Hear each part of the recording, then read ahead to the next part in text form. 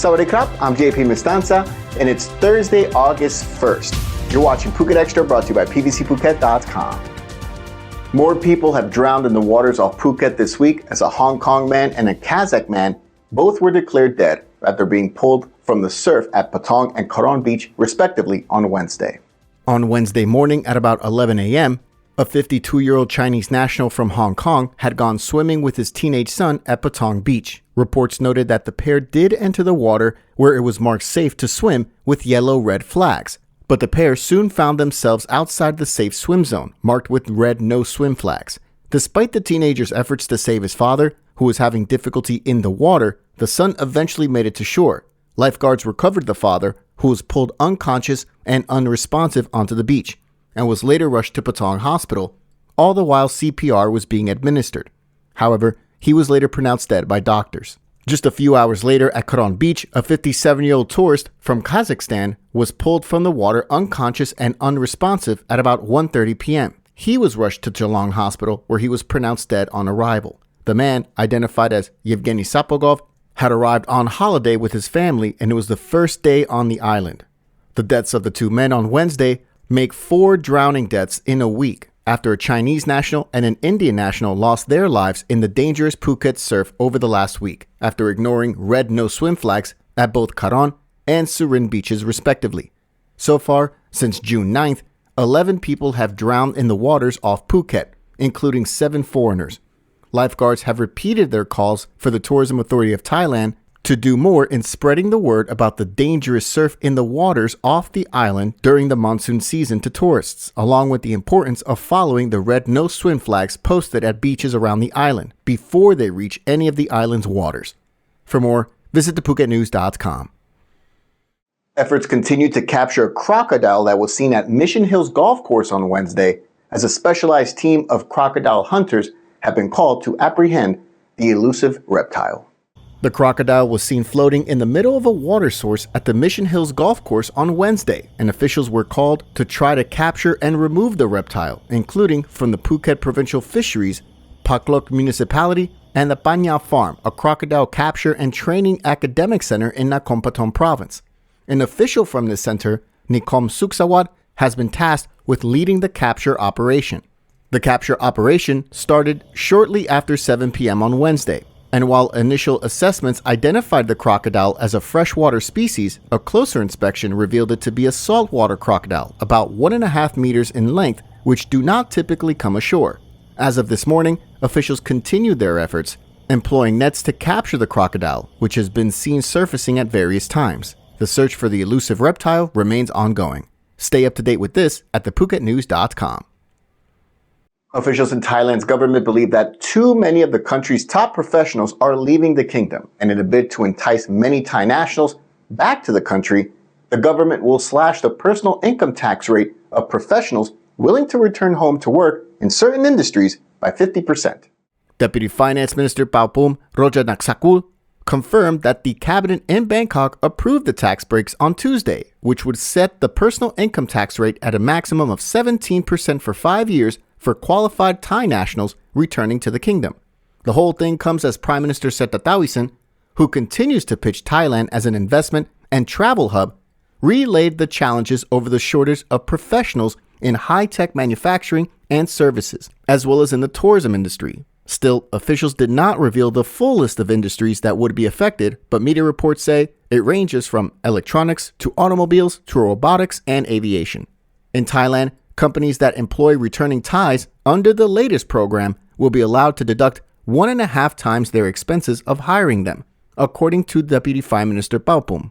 Eligible workers must return to Thailand from when the law takes effect, but no later than 2025, and be employed under labor contracts in target industries. Thai nationals seeking to qualify for the incentives must have worked overseas for at least 2 years and must have at least a bachelor's degree. Registrations will be open until December 31st, 2025. During the tax year, they must stay in Thailand for at least 180 days. For more, visit thephuketnews.com.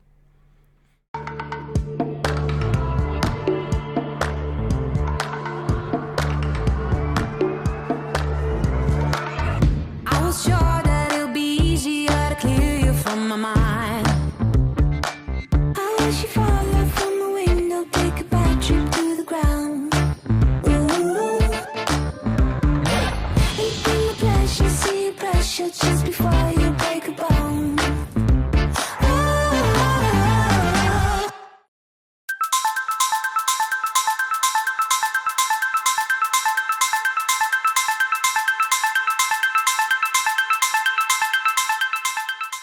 Today marks the first day that eligible Thai nationals are allowed to register for the 10,000 baht digital wallet handout stimulus. And today's also the day the system was overloaded and saw a bit of a setback.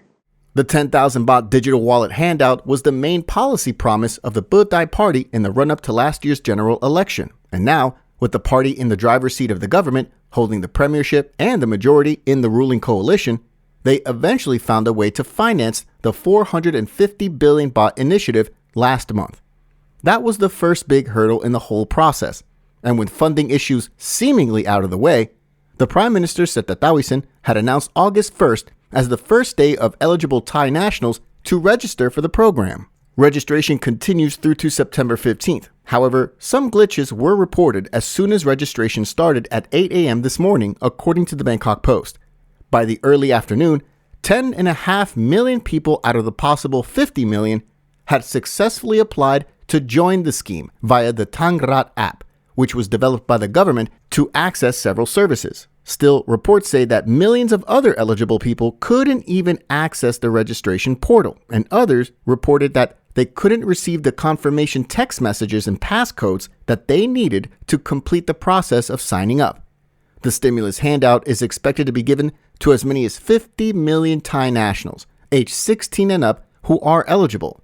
And the eligibility requirements are now on your screen. They include things such as savings limits and salary limits. Successful registrants can only spend the money within their designated districts listed on their identification cards within 6 months of receiving the money.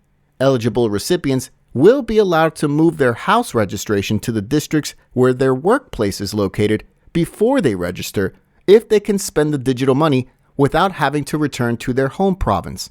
The funds are meant to be spent at small businesses, but not on things such as tobacco, alcohol, marijuana, and electronics. For more, visit the link in the description. This weekend marks the return of the Toyota Gazoo Racing Motorsport Thailand event at Saphan, one of the most popular events on the island.